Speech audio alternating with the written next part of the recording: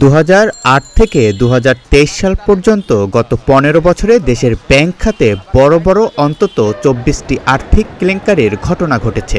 এর মাধ্যমে লোপাট হয়েছে 92,261 কোটি টাকা। এর অর্থ গত অর্থবছরের বাজেটের 12%। অন্যদিকে এ সময়ে খেলাপি ঋণ বেড়ে দাঁড়িয়েছে 1,82,295 কোটি টাকা।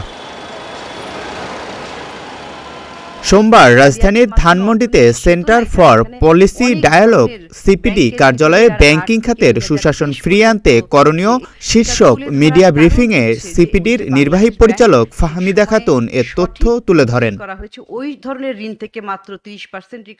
বিগত 15 বছরে বাংলাদেশ ব্যাংকের গভর্নর সহ প্রশাসনিক দায়িত্বপ্রাপ্তরা একটি বিশেষ গোষ্ঠীকে সুবিধা দিতে অনেক নিয়মের ব্যত্যয় ঘটিয়েছেন জানিয়ে সিপিডির এ নির্বাহী পরিচালক বলেন, এর ফলে একটি বিশেষ গোষ্ঠীকে হাজার হাজার কোটি টাকা ঋণ দেওয়া হয়েছে।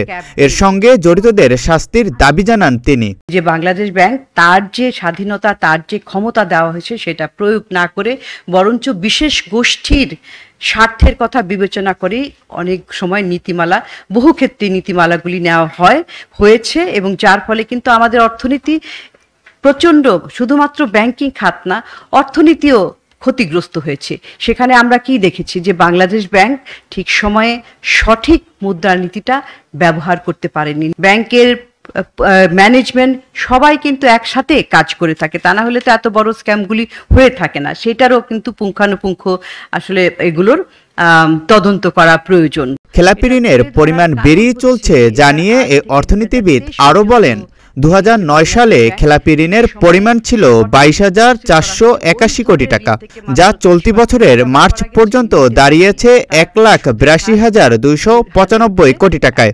2016 সালে বাংলাদেশ ব্যাংকের রিজার্ভ চুরির বিষয়টি এখনও তদন্ত চলছে। তদন্ত শেষ করার জন্য সিআইডি 79 বার সময় নিয়েছে। জাকারিয়া রবিউল, প্রতিদিনের বাংলাদেশ।